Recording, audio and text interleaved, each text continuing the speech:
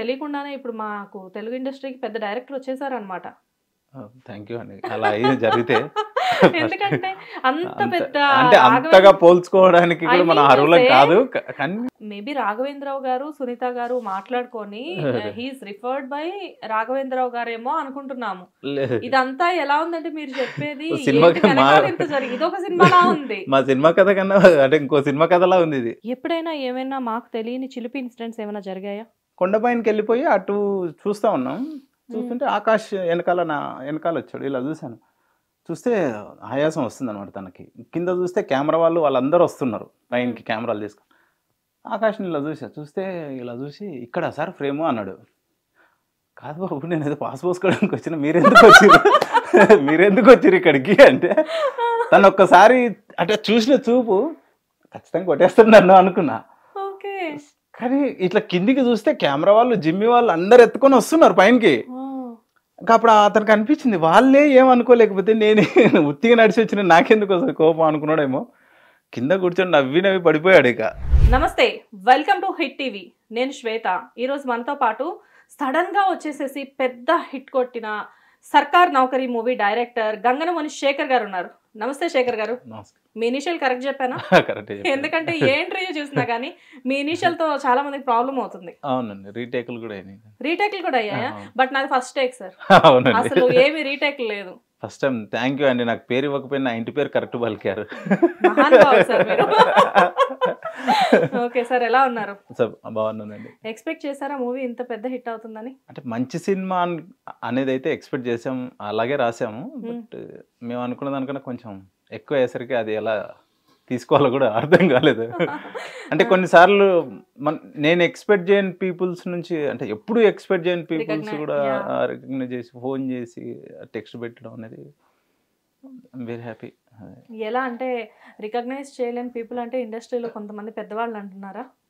చాలా పెద్దవాళ్ళు. ఇండస్ట్రీకి ఒక రకమైన పెద్ద దిక్కైన రాఘవేంద్రరావు గారే మిమ్మల్ని పిలిచి ఆఫర్ ఇచ్చినప్పుడు మీకు అంతకు మించి రికగ్నైజేషన్ ఏముంది? ఇంకేం లేదండి, ఆ రోజే సక్సెస్ అయ్యాం మేము. ఆయనతో కథ ఓకే చేయించుకున్నప్పుడే సక్సెస్. యాక్చువల్గా పంచతంత్ర కథలతో మీరు ఆల్రెడీ చాలా మందికి సుపరిచితం. కానీ ఈ మూవీతో అంటే ఒక పక్కన చూస్తే సునీత గారి సన్ అండ్ రాఘవేంద్రరావు గారి ప్రొడక్షన్లో మీరు చేశారు. అండ్ ఇన్ని కాంబినేషన్స్, వీటన్నిటిని పక్కన పెడితే యాజ్ ఏ డైరెక్టర్గా మీరు లేనిది కెప్టెన్ ఆఫ్ ది షిప్, మీరు లేకుండా ఏది జరగదు. ప్రతిదీ దగ్గరుండి ఈచ్ అండ్ ఎవ్రీథింగ్ మీరు చూసుకోవాలి. సో ఇంత బాధ్యత మీద వేసుకునేటప్పుడు ఒక పెద్ద బ్యానర్లో వర్క్ చేస్తున్నామన్న భయం ఎక్కడైనా ఉందా మీకు? నాకు భయం కంటే రెస్పాన్సిబిలిటీ ఎక్కువ అనిపించిందండి. అంటే అన్నీ మనం ఇప్పుడు ఆలోచిస్తే, అంటే మీరు ఇందాకంటే కానీ నాకు తెలియలేదు ఇన్ని డిపార్ట్మెంట్లు నేను డీల్ చేస్తున్నాను, లేకపోతే నేనున్నాను అన్ని డిపార్ట్మెంట్లో నేనున్నాను సంగతి నాకు తెలియదు. ప్రీ ప్రొడక్షన్లో ఒక రైటర్గా అక్కడితో పని అయిపోయింది. సెట్కి వెళ్ళాక వర్క్షాప్ ముందే ఒక 10 days వర్క్షాప్ చేశాను కాబట్టి నాకు అక్కడ డైరెక్టర్గా కూడా ఆర్టిస్టులతో ఒక బాండింగ్ ఉంది, ఒక ఐడియా ఉంది వాళ్ళు ఏం చేస్తారనేది. సో నాకు అక్కడ ఒక 50% డైరెక్టర్గా అక్కడికి పోయి అక్కడ కొంచెం రిలాక్స్ అయిపోయింది. సెట్కి వెళ్ళాక 100% చేయాల్సింది ఒక డిఓపి వర్క్. సో కెమెరామ్యాన్గా చేయాల్సిందే. సో కెమెరామ్యాన్గా కూడా నేను ఎప్పుడైతే కథ ఓకే అనుకున్నప్పుడే నేను లొకేషన్స్ అన్ని ఫైనల్ చేసుకొని వచ్చింది. ఏ లొకేషన్లో ఏ సీన్ తీయాలి, ఏ లొకేషన్ నుంచి ఎంత టైంలో షిఫ్ట్ అవుతాము, ఇవన్నీ ఆల్రెడీ పేపర్ మీద ఉంది. కానీ ఎలా అండి ఇక్కడేమో టేక్ ఓకే అని చెప్పేసి వెంటనే ఇలా వచ్చేసి ఇలా చూసుకునేవారు? నాకు కెమెరా మానిటరే, కెమెరా వ్యూ ఫైండరే నాకు జడ్జిమెంట్ కరెక్ట్ అండి. సో జనరల్గా ఏంటంటే మీరు చాలాసార్లు చాలామంది అంటే డైరెక్షన్ చేయడం, కెమెరా అంటే ఇలా ఇంత మల్టిపుల్ రోల్స్ ప్లే చేసే వాళ్ళని అయితే చాలా అరుదుగా చూస్తూ ఉంటాము. మిమ్మల్ని చూడడానికి ఏమో చిన్నపిల్లోళ్ళ ఉన్నారు, ఇన్ని రెస్పాన్సిబిలిటీస్ మీద వేసుకున్నారు, సినిమా మధ్యలో ఎప్పుడు కష్టమేమో, అమ్మో ఎట్లా చేయాలో అని చెప్పేసి అనిపించలేదా? లేదండి, ఎప్పుడు అనిపించలేదు. అంటే అదే అంటున్నాండి, నాకు ఫస్ట్ నుంచి నేను ప్రతి దాంట్లో కమాండింగ్గా వెళ్ళడం వల్ల నాకు అది చాలా ఈజీగా అనిపించేది. ఓకే. సో రైటింగ్ సగం రాసుకొని షూట్కి వెళ్ళడము, లేకపోతే అక్కడ లొకేషన్ ఫైనల్ కాకుండా లొకేషన్స్కి వెళ్ళడము, షూట్కి వెళ్ళడము, లేకపోతే కాస్ట్యూమ్స్ సరిగా మనం అన్ని ప్రాపర్గా చూసుకోకుండా లొకేషన్స్కి వెళ్ళడం, ఆర్ట్ వర్క్ సరిగ్గా లేనప్పుడు ఇవి చాలా క్లమ్జీ అయిపోతాయండి. అసలు మనకి ఇంకేం బుర్ర పని చేయదు అక్కడికి వెళ్ళాక. సో ఏ స్టేజ్లో అవి కంప్లీట్ చేసుకొని పక్కాగా పెట్టుకొని అక్కడికి వెళ్ళింది. సో అక్కడికి వెళ్ళి వాళ్ళ వర్క్లో వాళ్ళు చేసేస్తూనే ఉన్నారు. నాకు అంటే ఇది అందరూ నాది అంటారు, కానీ నాకన్నా నా టీం, నాతో వర్క్ చేసిన టీం వాళ్ళు అలా ఉండబట్టి నన్ను ఇలా ఈజీగా అయిపోయింది నాకు వర్క్. ఓకే. డైరెక్షన్ డిపార్ట్మెంట్ కానీ, కెమెరా డిపార్ట్మెంట్ కానీ, ఆర్ట్ డైరెక్టర్ కానీ, కాస్ట్యూమ్ డిజైనర్ కానీ, సో ప్రొడక్షన్ నుంచి కానీ చాలా ఈజీగా వాళ్ళ పనులు వాళ్ళు చేసుకోవడం వల్ల నాకు పని లేదు. చాలా ఈజీగా నా పని నేను ఏంటో నా జడ్జిమెంట్ ఏంటో నేను చూసుకొని, నా రైటింగ్ ఏదో నేను చూసుకొని చేయడం అనేది చాలా ఈజీ అయిపోయింది. ఓకే. టీం అంటున్నారు కాబట్టి ఇప్పుడు మీ టీం గురించి మాట్లాడదాం. First of all me team అంటే ఫస్ట్ హీరో నుంచి వద్దాము. ఫస్ట్ కొత్త హీరో, ఇప్పటి వరకు మూవీ ఎక్స్పీరియన్స్ ఏమీ లేదు, అంటే బ్యాక్గ్రౌండ్ పక్కన పెడితే న్యూ హీరో కదా. ఇంత పెద్ద ప్రొడక్షన్లో వర్క్ చేసేటప్పుడు ఒక న్యూ హీరోతో లాంచ్ చేయడం, తను ఎలా చేస్తాడో అన్ని మీకు ఎక్కడ డౌట్ రాలేదా? అదే అండి, ఫస్ట్ క్యారెక్టర్ తీసుకున్నప్పుడు అయితే ఆ భయం ఉంటుందండి. తీసుకున్న తర్వాత నేను ఒక 10 days వర్క్షాప్ చేశాను ఆఫీస్లో. ఓకే. సో అమ్మాయితో, భావనను, ఆకాష్ ఇద్దరితో వర్క్షాప్ చేశాను. ఓకే. సో వర్క్షాప్ చేసిన తర్వాత అక్కడ తెలిసిపోతుంది కదండి. సో అప్పుడే కాన్ఫిడెంట్గా ఓకే అని. ఓకే. హీరో హీరోయిన్స్ ఇద్దరితో ఒక 10 days వర్క్షాప్ చేశారు. సినిమాలో చేసిన చిన్న క్యారెక్టర్ కూడా వర్క్షాప్ జరిగిపోయింది. వర్క్షాప్ చేశానండి, అందరితో వర్క్షాప్ చేశాను. వర్క్షాప్ లేకుండా నేను అంత ఈజీగా సెట్కి వెళ్ళాను. ఓకే. ఓకే. వాళ్ళు చేసే క్యారెక్టర్ మొత్తం యాక్ట్ చేసి నాకు రికార్డ్ చేసి ఎడిట్ చేసి దానికి మ్యూజిక్ వేసుకొని నేను చూసుకొని అప్పుడు షూట్కి వెళ్తాను. ఇంత ఓపిక సార్ మీకు? సో నా సినిమా ఫస్ట్ సినిమా నా ఆఫీస్లోనే ఉంటుందండి. ఆ సినిమా ఉంది, ఇప్పుడు నేను తీసిన సినిమా ఉంటుంది. So 2 comparisons. మీరు 2 pictures డైరెక్ట్ చేశారు? అవునండి. ఓకే. అందరూ ఒకటే అనుకుంటున్నారు, ఒకటి కాదు 2 చేశారు సార్ ఆల్రెడీ. సో 3 సినిమాలు అంటే పంచతంత్ర కథలు టైంలో కూడా అంతేనా, అన్ని రికార్డ్ చేసుకోవడం? అంత చేయలేదు, అది లాక్డౌన్ టైము, అంత మొబైల్లోనే ఎక్కువ వీడియో. మాత్రం హోంవర్క్ చాలా దీనికి చేశాను. ఎలా కన్విన్స్ చేశారు అంటే రాఘవేంద్రరావు గారితో ఈ బుగ్గల కాన్సెప్ట్ ఎలా వర్కౌట్ అయింది అసలు మీకు? యాక్చువల్గా ఆయన ఈ బుగ్గలు, ఆ పండ్లు, ఆ పూలు అవి చూడరు అండి. ఆయన ఒక కథలో ఒక డ్రామా చూస్తాడు. ఓకే. దానిలో ఉన్న ఎమోషన్ ఏంటి, ఫైనల్గా మనం ఏం చెప్తున్నాం అంటే జనరల్గా మేమేమనుకుంటాం అంటే రాఘవేంద్రరావు గారు అనగానే మాకు ఒక ప్లేట్లో పూలు, ఒక ప్లేట్లో పళ్ళు కనబడుతూ ఉంటాయి, ఒక ముందేమో హీరోయిన్ బొడ్డు కనబడుతూ ఉంటుంది. జనరల్గా ఏంటంటే మీరేమో కాన్సెప్ట్ కంప్లీట్లీ డిఫరెంట్ కదా. సో రాఘవేంద్రరావు గారు ఎక్కడ ఈ బుగ్గలు తీసి పక్కన పెట్టేసేసి పూలు పళ్ళు వాడు అని చెప్పి ఎక్కడ చెప్పలేదా మీకు? లేదండి, అంటే పంచతంత్ర కథలు చూసి సార్ నాకు ఫోన్ చేసి పిలిపించినప్పుడు దాని గురించి మాట్లాడాడు. అదంతా అయిపోయాక నెక్స్ట్ ఏదైనా లైన్ ఉంటే తీసుకురా మనం చేద్దాం అన్నాడు. ఓకే. అది కొంచెం ఇదేందో అంటే మనం ఏంటి ఏ జోనర్లోకి వచ్చి ఏ జోనర్ చేస్తున్నాం కూడా అర్థం కాలేదు. సో 1 week టైం తీసుకున్నాం. దాని తర్వాత 1 weekలో కూడా నేనేం తేల్చుకోలేకపోయా. ఈ లైన్ అప్పటికే ఉందా? నా దగ్గర 7-8 స్టోరీస్ మౌంటెడ్ స్క్రిప్ట్ రాసి పెట్టాను. లాక్డౌన్ 2 years నాకున్న పని ఏం లేదు కదండి. సో ఆ పని చేసి పెట్టాను. సో తర్వాత ఇంకో 2 days టైం అడిగి అప్పుడు తీసుకున్నాను. అప్పుడు వెళ్ళి చూస్తే అంటే మనం ఒక మనిషి దగ్గరికి వెళ్తున్నప్పుడు ఒక కథ ఒప్పించడం అనేది ఒకటేసారి వస్తుంది ఎంట్రీ. సో ఈ కథ బాగాలేదు అంటే నెక్స్ట్ ఎంట్రీ మనకు ఉండదు. సో నాకున్న ఒకే ఒక అటెంప్ట్. సో దానికోసమనే ఒక కాల్ తీసుకొని ఇంకో 2 days టైం అడిగి ఆఫీస్ దగ్గరికి వెళ్ళి సార్ దగ్గర కూర్చొని చెప్పాను. సో నేను కథ చెప్పేటప్పుడు నాకు అనిపించింది ఏంటంటే పూలు పండ్లు లవ్ స్టోరీ అంటే ఆయనకు మించి మనం చేయలేం. ఫ్యామిలీ డ్రామా మార్క్, పోనీ ఫ్యామిలీ డ్రామా, ఫ్యామిలీలో జరిగే ఎమోషన్స్ ఇవి అంటామా, అది కూడా టచ్ చేయలేం. ఆయన అప్పటికే ఎక్కడికో వెళ్ళిపోయాడు. డివోషనల్ థింక్ వెళ్దామా, అన్నమయ్య, శ్రీరామదాస్ లాంటివి అవి ఇంకెక్కడో ఎవరెస్ట్ పైన ఉన్నాయి. ఇప్పుడు సార్ని కొత్తగా మనం ఏం చెప్పి ఒప్పించగలం? సో అప్పుడు నాకు అనిపించింది ఆయన సినిమాలన్నీ మళ్ళీ చూసుకుంటూ వస్తే ఆయన కెరీర్ స్టార్ట్ చేసింది ఇలాంటి సినిమాలతోనే, ఒక సోషల్ ఇష్యూస్ మీదనే స్టార్ట్ చేశాడు. ఫిమేల్ ఓరియంటెడ్ బేసిక్గా. ఆయన మహిళలకు చాలా పెద్ద పీట వేసాడు ఆయన సినిమాల్లో స్టార్టింగ్ చూసుకుంటే, జ్యోతి కానీ బాబు కానీ ఇలాంటి సినిమాలు చూసుకుంటే. సో నాకు అనిపించింది లేదు ఇదే కరెక్టు, అప్పుడే మనకు కూడా కొత్త మార్కు పడుతుంది. ఇప్పుడు సార్ది ఏదైనా చేసినామంటే మనం చేసిన పాపం సార్నే అంటారు, ఆయన ఇన్ఫ్లుయెన్స్ చేశాడు పిల్లల్ని, అదే అంటే ఆయన ప్రొడక్షన్ లో మీరు చేసి సేమ్ సిమిలర్ మూవీస్ చేస్తే బయట వాళ్ళు సార్ది అంటారు, సార్ది సార్ది అంటారు, సార్దిలే సినిమా అనే దాంట్లోకి వెళ్తారు. సార్ ఏమన్నారంటే నేను కథ చెప్పిన తర్వాత ఆయన సైలెంట్గా వెళ్ళిపోయి నాకు చెక్ ఇచ్చాడు, ఏవి కరెక్షన్స్ చెప్పలేదు, ఏమీ చెప్పలేదు. సో దాని తర్వాత షూట్కి వెళ్ళేటప్పుడు కూడా నేను చాలాసార్లు కథ చెప్పేవాడిని, ఎందుకు బాగానే ఉంది కదా మళ్ళీ మళ్ళీ ఎందుకు చెప్తున్నాను. నా ఉద్దేశం ఏంటంటే ఇంకేదన్నా ఇన్పుట్స్ ఇస్తారేమో అనే ఉద్దేశం కూడా. అంటే రాజమౌళి గారు లాంటి డైరెక్టర్కే ఆయన చాలా ఇన్పుట్స్ ఇస్తూ ఉంటారు. అవునండి. నాకు గుర్తున్నంత వరకు ఒకసారి రాజమౌళి గారు చెప్పడం, స్టూడెంట్ నెంబర్ 1లో ఒక సాంగ్ రాఘవేంద్రరావు గారికి బాగా నచ్చింది, రాజమౌళి గారికి ఆ సాంగ్ నచ్చలేదు, తీసేద్దాం అనుకుంటే ఆయన చెప్పారంట ఈ సాంగ్ పెట్టుకో మంచి హిట్ అవుతుంది ఈ సాంగ్ అని. ఆయన పెట్టారు. ఆ సాంగ్ మంచి హిట్ కూడా అయింది. సో, అంత పెద్ద డైరెక్టర్స్‌కి అలానే చాలా 'బాహుబలి' టైంలో కూడా కొన్ని సజెషన్స్ ఇచ్చారు. అంత పెద్ద డైరెక్టర్స్‌కి కొన్ని ఇన్‌పుట్స్ ఇచ్చినప్పుడు మీ కథకి అసలు ఆయన కొంచెం కూడా ఎక్కడా కూడా నేను అదే చెప్పిన విధానము మరి ఆయన కనెక్ట్ అయిన విధానం ఏంటో నాకు సో, నేను అలా ఫ్యూచర్‌లో కన్విన్స్ అయితే చేశాను. ఇండస్ట్రీకి అంటే అంటే తెలియకుండానే ఇప్పుడు మాకు తెలుగు ఇండస్ట్రీకి పెద్ద డైరెక్టర్ వచ్చేసారనమాట. థ్యాంక్ యూ అండి. అలా అయ్యి జరిగితే ఎందుకంటే అంత పెద్ద అంటే అంతగా పోల్చుకోవడానికి కూడా మన అర్హులం కాదు. కానీ కంపేర్ చేస్తున్నా అని కాదు. మీరు చెప్పిన స్టోరీకి అంత పెద్ద డైరెక్టర్ ఏది చెప్పినా ఓకే ఇక్కడ కొంచెం కరెక్ట్ చేసుకుంటే ఇంకా బాగుంటుంది, ఇక్కడ ఇలా చేస్తే ఇంకా బాగుంటుంది అని చెప్పే ఒక డైరెక్టర్ మీ కథకి ఏమీ చెప్పలేదంటే అదే నాకు కొంచెం ఆశ్చర్యంగా ఉంది. అదే అదే అండి ఆ మ్యాజిక్ అలా జరిగింది. కలిసి వచ్చిందంటారు మీకు? అంటే ఆయన అదే అన్నారండి. కథ విన్న తర్వాత నేను ప్రతిసారి వెళ్ళి కథ చెప్పేవాడిని. సార్ ఇది ఈ సీన్ చూడండి సార్, నాకు అంటే ఇంకేమన్నా బెటర్గా చేయొచ్చు, ఇదంతే అలాగే ఉంచు, నువ్వు ఏదైతే రాసి నాకు ఏదైతే చెప్పావో అది అలాగే తీసిన తర్వాత చూద్దాం కావాలంటే, కానీ నువ్వు అదే యాజ్ ఇట్ ఈస్గా నాకు అలాగే కావాలి అన్న. సో నాకేంటి 100 సినిమాల పైన చేసిన దర్శకేంద్రుడు ఉన్నప్పుడు ఏదో ఒకటి నేర్చుకోవాలి కదా. ఈ సినిమా త్రూ ఏదో ఒకటి నేర్చుకుందామని నేను ప్రతిసారి వెళ్ళేవాడిని. ప్రతి సీన్ కి ఒక టాలెంటెడ్ పర్సన్ ఉన్నప్పుడు ఆటోమేటిక్ గా మాలాంటి వాళ్ళకి ఏమనిపిస్తూ ఉంటది అంటే ఏదైనా సజెషన్ ఇస్తే తీసుకుందాము అని చెప్పి అనిపిస్తుంది. పెద్ద లైబ్రరీ అండి. లైబ్రరీలోంచి ఒక బుక్ కూడా చదవకుండా బయటకు వచ్చినామంటే అంతకు మించిన ఇంకా మనం దురదృష్టవంతులు అనుకోరు కాదు. సో నేను ఆ ప్రయత్నం బాగా చేసేవాడిని. నాకు అది స్క్రిప్ట్ ఓకే చేశారు, షూట్ టైంలో తను ఏం సజెషన్స్ ఇవ్వలేదు. ఎప్పుడన్నా ఫోన్ చేసి సార్ ఇలా అనుకుంటున్నా, ఇలా వెళ్దాం అనుకున్నా, నువ్వు వెళ్ళు అంతే, అది కాన్ఫిడెంట్గా వెళ్ళిపో, అయిపోయింది, నాకేం చెప్పకు, నువ్వు చేసుకో, నువ్వు ప్రశాంతంగా చేసుకో, నీకు ఏం కావాలో అవి మాత్రమే చెప్పు నాకు అనేవాడు.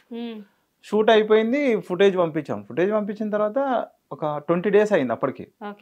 సింగిల్ స్కెడ్యూల్ మాది, 37 days సింగిల్ స్కెడ్యూల్. 20 days తర్వాత ఫుటేజ్ అంతా పంపించాం, ఎడిట్ చేసి సార్ ఇది పరిస్థితి అని. నాకేమో టెన్షన్ వచ్చేసింది ఆ రోజు, ఫస్ట్ టైం టెన్షన్ వస్తుంది. ఎందుకంటే సార్కి పంపించాం, సార్ ఎలా రియాక్ట్ అవుతారో. ఎందుకంటే మనం వర్బల్గా ఏదైనా చెప్పొచ్చండి, విజువల్గా చూసినప్పుడే అది నిజంగా కనెక్ట్ అయిందా లేదా అనేది ఒక థింగ్ ఉంటుంది. రాయడం ఒకటి, ఆర్టిస్టులు కూడా మనం అనుకున్న ఫీల్ తీసుకొచ్చిరా లేదా ఒకటి, ఆ లొకేషన్ అలా పోర్ట్రే అవుతుందా లేదా తెలియదు. సో ఆయన చూసి ఇమ్మీడియట్గా కాల్ చేసి, అసలు ఇప్పటి వరకు ఈ కొత్త ప్రపంచాన్ని నేను ఇప్పటి వరకు చూడలే, నువ్వు ఇదే కంటిన్యూ చేసి మొత్తం కంప్లీట్ అయ్యాకే రా అన్నాడు. ఎన్ని డేస్ లో తీసారు మూవీ మీరు? 37 days అండి. 37 days లో మూవీ కంప్లీట్ అయిపోయిందండి. 63 days లో ఫస్ట్ కాపీ ఆయనకు సినిమా వేసి చూపించేసానండి. స్టార్టింగ్ షూటింగ్ స్టార్టింగ్ నుంచి 64 days అనుకుంటా. మొత్తం అంతా డబ్బింగ్స్ అంతా మొత్తం ఆర్ఆర్తో సహా మొత్తం చేసి చూపించాను సినిమా. ఓకే, ఏమన్నారు ఫస్ట్ మొత్తం అంతా మూవీ అంతా అయిపోయిన తర్వాత? ఫస్ట్ ఎడిట్ లోకి తీసుకొచ్చాను. ఎడిట్ లాక్ అయిన తర్వాత షూట్ అయిపోగానే ఎడిట్ అయిపోయింది. ఎడిట్ అవ్వగానే ఆఫీస్ రూమ్ లో ఎడిట్ లో కూర్చోబెట్టాను, సార్కి సినిమా మొత్తం చూపించాను. చూపించిన తర్వాత ఆయన అక్కడ జరిగే మ్యాజిక్ చాలా అద్భుతంగా చేస్తాడు ఆయన. సో నేను అప్పుడు చెప్పాను, సార్ ఇక్కడన్నా మీరు ఏదో ఒకటి మ్యాజిక్ అంటే మీరు మొత్తానికి ఆయన దగ్గర నుంచి ఏదో ఒకటి సజెషన్ తీసుకుందాం. అది అంత పెద్ద ఆయన దగ్గర మనం తీసుకోకపోతే మన తప్ప అయితే, అంటే ఏదైనా గొప్ప విషయం మర్చిపోతే మనం లాస్ అయినట్టు కదా కెరీర్లో. సో చూసి ఆయన చేసిన మ్యాజిక్లు, చిన్న చిన్న మ్యాజిక్లు, అవి చాలా అసలు నాకు చాలా ఎగ్జైటింగ్. అంటే ఒక ఎడిట్ ఎలా స్టార్ట్ చేయాలి, ఒక సీన్ ఎలా స్టార్ట్ చేయాలి అనే వర్షన్ చెప్పాడు అనమాట. చాలా అద్భుతంగా అనిపించిందా? ఊరికే అవుతారా గొప్పోళ్ళు అని చెప్పి ఆయన ఎప్పుడూ అనిపించింది. అది మనం అంటే ఆయన సినిమాకి మ్యాజికల్ గా. సో దాంతో నేను కూడా చాలా ఎగ్జైట్ అయిపోయాను. సో పట్మని 3 days లో లాక్ చేసేసినాం ఇంకా సినిమాని. సార్ ఇచ్చిన ఇన్పుట్స్ తో లాక్ అయిపోయింది, ఎడిట్ లాక్ అయిపోయింది, ఇంకా షూట్ అంతా అయిపోయింది, ఫస్ట్ కాపీ కూడా వచ్చేసింది. అప్పుడు స్టార్ట్ చేశాడు నాకు క్లాసులు చెప్పడం.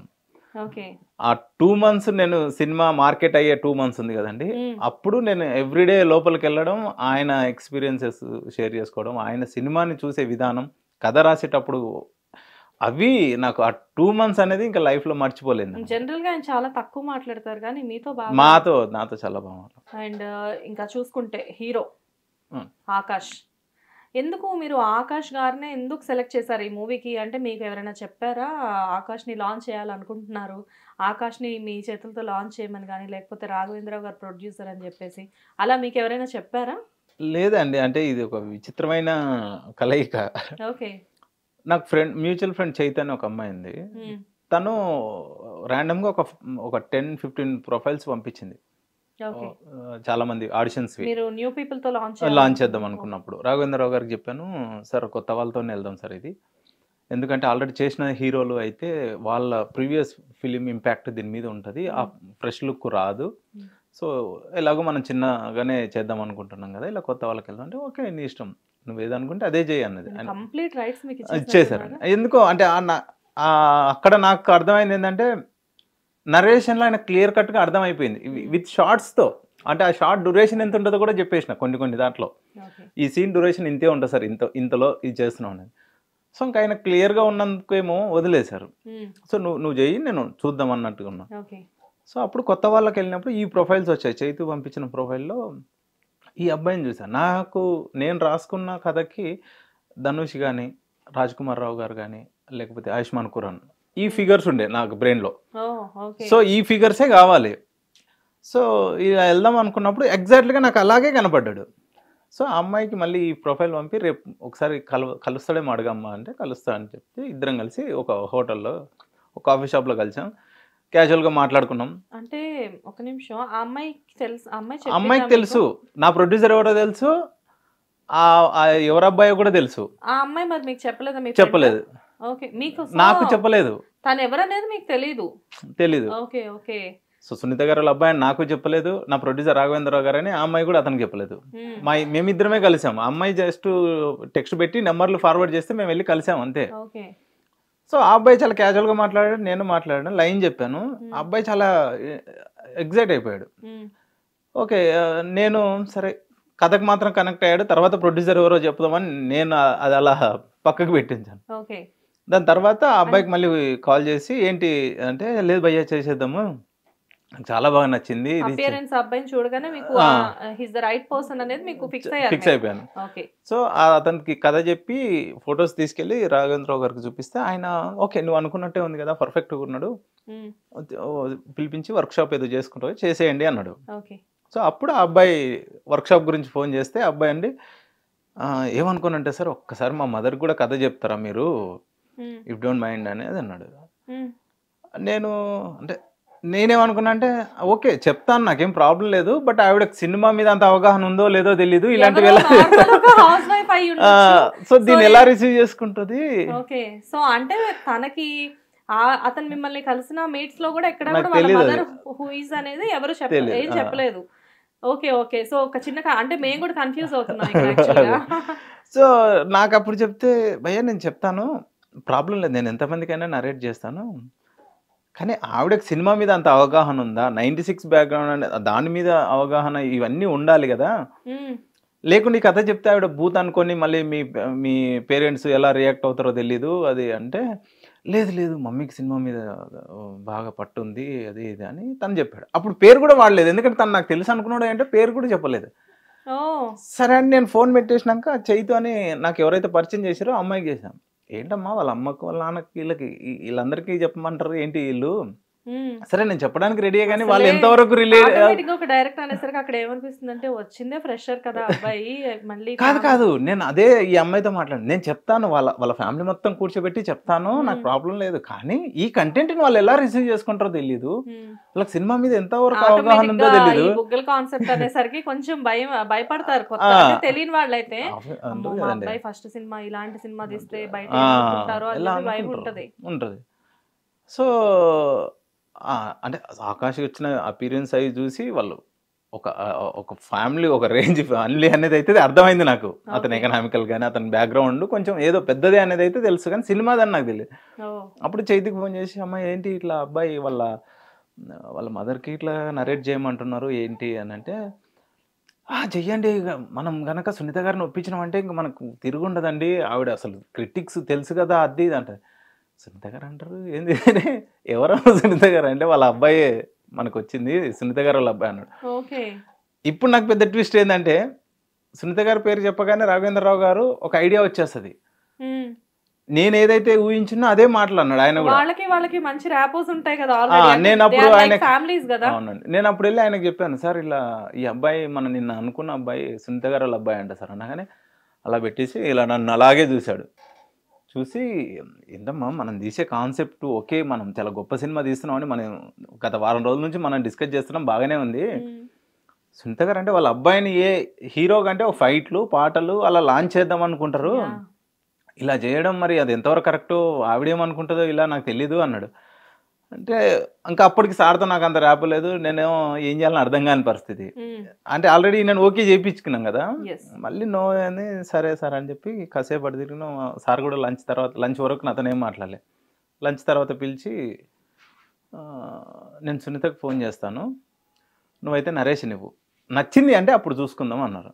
సరే అండి, నేను నరేషన్ ఫోన్ చేసి ఆకాష్ ఫోన్ చేసి వాళ్ళిద్దరికి ఒకేసారి నరేషన్ ఇచ్చి వచ్చిన తర్వాత సార్ నచ్చింది అన్నారు సార్. అంటే ఏ డైరెక్టర్ వెళ్ళినా కథ చెప్పినప్పుడు వాళ్ళని ఎందుకు హట్ చేయడం నచ్చిందని చెప్తారమ్మా, నేను ఫోన్ చేసి కనుక్కుంటలే అని. అప్పుడు ఆయన ఫోన్ చేశాడు, మరి ఇది ఇలా కథ చెప్పాడమ్మా, మరి ఏంటి పరిస్థితి, తెలియకుండే మీ అబ్బాయి అంటే కథలోకి వచ్చేసాడు ఇది అంటే. ఆవిడ ఉండి లేదు సార్ అది ఎక్స్ట్రీమ్ కథ సార్, అది లాంచ్ అంటే ఇలాగే అవ్వాలి సార్, నేను ఎలా అనుకున్నానో అలాగే ఉంది, ఒక యాక్టర్గా ప్రూవ్ చేసుకుంటాడు, నాకు హీరో ఇవన్నీ నాకు లేవు సార్, నా కొడుకుని ఒక యాక్టర్గా నేను ఇండస్ట్రీలో చూడాలనుకున్నా, పర్ఫెక్ట్ యాక్టర్గా ఈ సినిమా పర్ఫెక్ట్ అనుకుంటున్నా సార్, మీరు ఆశీర్వదిస్తే అవుతుంది సార్ అన్నాడు. లేదమ్మా నీకోసమే నేను చూస్తున్నా, నువ్వు ఒప్పుకున్నావు కదా, నిజంగా థ్యాంక్స్ నీకు, వచ్చేసి మాట్లాడదాం అన్నాడు.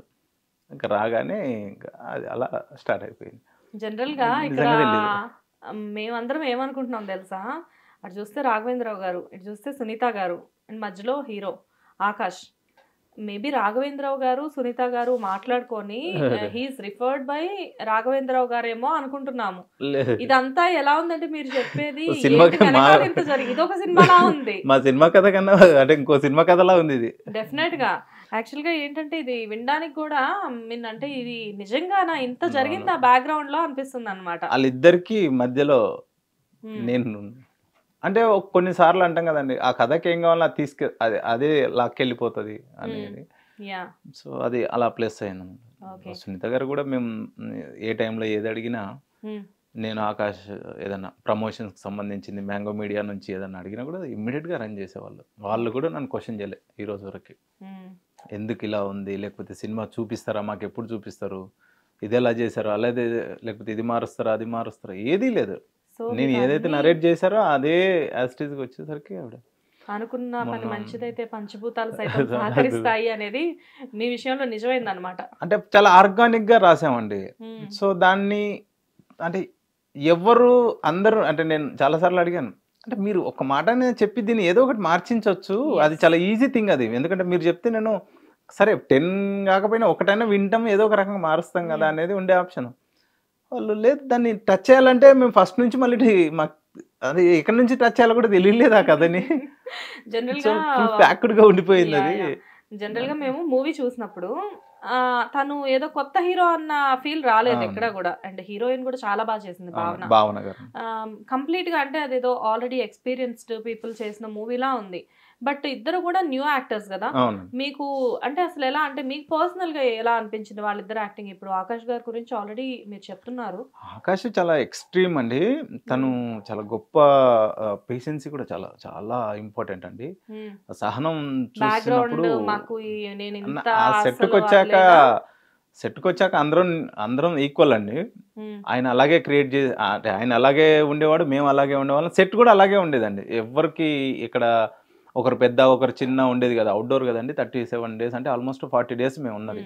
సో 40 days మేము ట్రావెల్ అవ్వాలంటే అందరు ఫ్రెండ్లీగా ఉండాలి. తను భయపడలేదా, అమ్మో ఈ గెటప్ ఏంటో ఈ కాన్సెప్ట్ ఏంటో అంటే మూవీ కథ ఒప్పుకోవడం ఓకే, కథ చేసేటప్పుడు కొన్ని డిఫరెన్సెస్ అనేవి డెఫినెట్ గా ఉంటూ ఉంటాయి.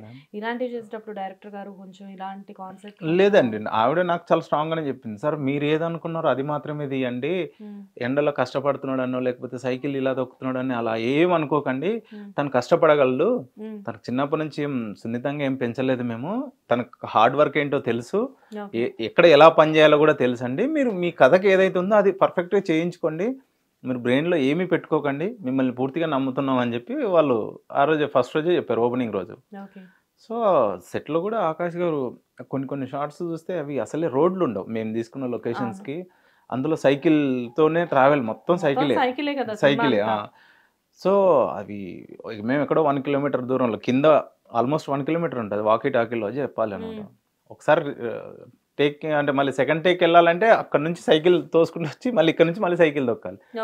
45-46 degrees సమ్మరు, బాగా ఫిబ్రవరి మార్చ్ టైంలో.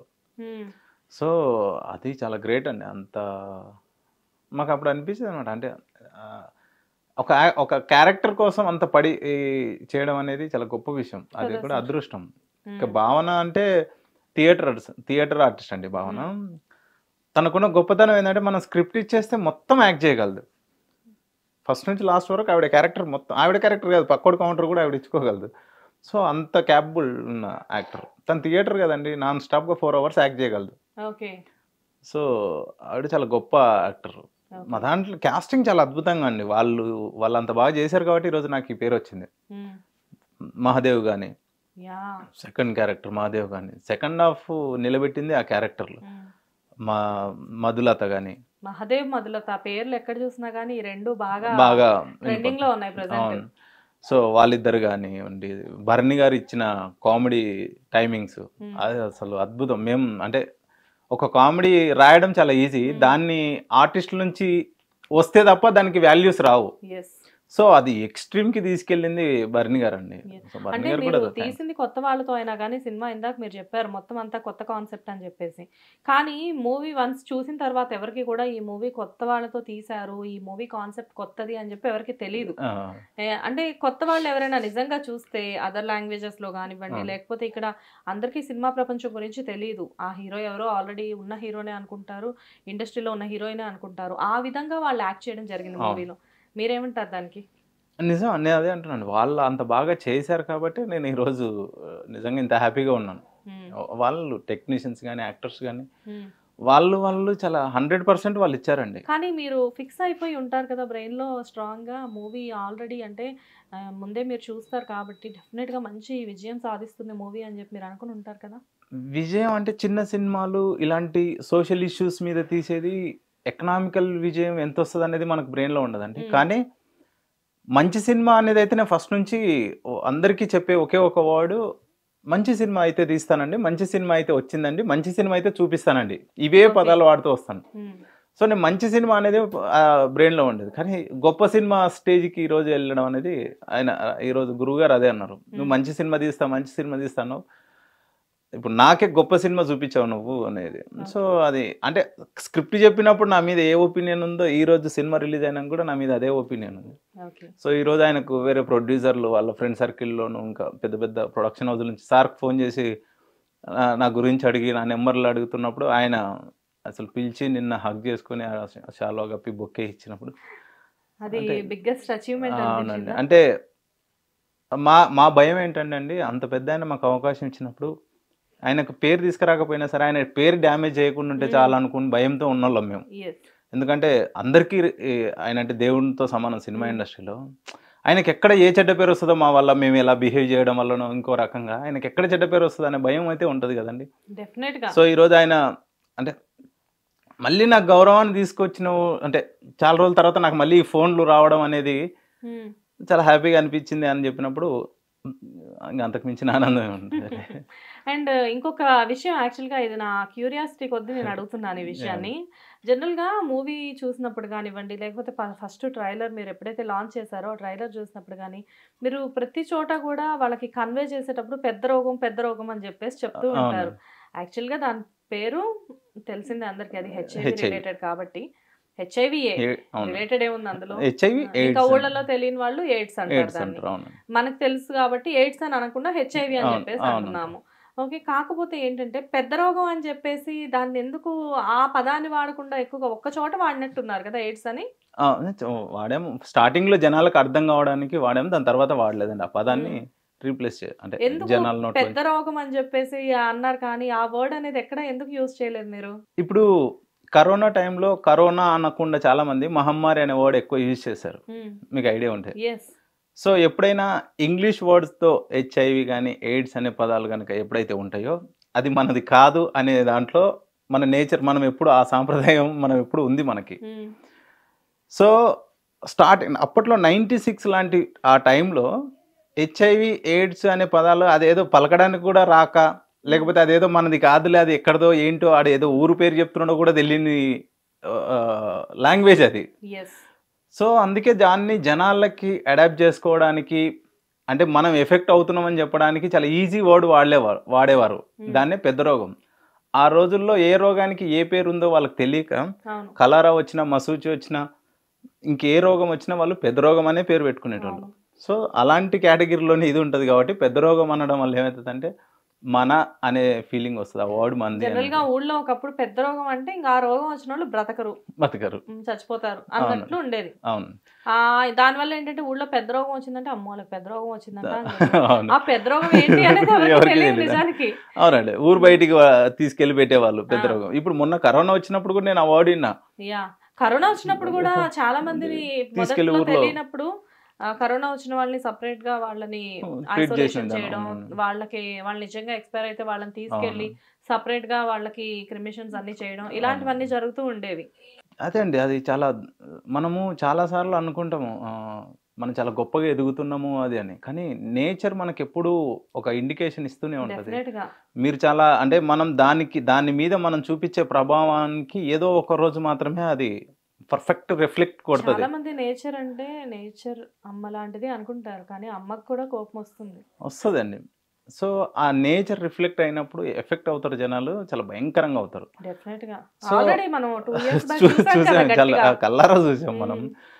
సో అప్పుడు లిటరల్లీ ఆ పెద్ద రోగం అనేది అంటే ఆ మహమ్మారి వచ్చినప్పుడు ఊరు బయట పెట్టి, అంటే అప్పటి వరకు మన అనుకొని వాడు ఎంత ధనం ఉన్నోడైనా వాడికి కింద 50-60 మంది సర్వెంట్లు ఉన్నా లేకపోతే ఇంకెంత బలగం ఉన్నా వాడికి వన్స్ ఒక్కసారి అటాక్ అయిందా వాడిని తీసుకెళ్లి ఊరవతలు పడేస్తారు నిర్దాక్షిణ్యంగా. తల్లి లేదు, పిల్ల లేదు, కొడుకు లేదు, తండ్రి లేదు. మన అమ్మకో మన నాన్నకో అయినా కానీ వాళ్ళని ఒక సపరేట్ బెడ్రూమ్ లో పెట్టేసేసి వాళ్ళకి ఫుడ్ అంటే వాళ్ళ ప్లేట్ వేరే, వాళ్ళ గ్లాస్ వేరే. అంటే మనం ఎప్పుడైనా ఎక్స్పెక్ట్ చేస్తామో మన ఇంట్లో మన అమ్మని అలా సపరేట్ గా చూస్తాము అని చెప్పి. అమ్మ ఏంటి పిల్లలైనా అంతే. ఇప్పుడు అదే అంటున్నా, అక్కడ తీసి పక్కకు పెట్టి వాళ్ళు చనిపోయినప్పుడు కనీసం అంటే మనం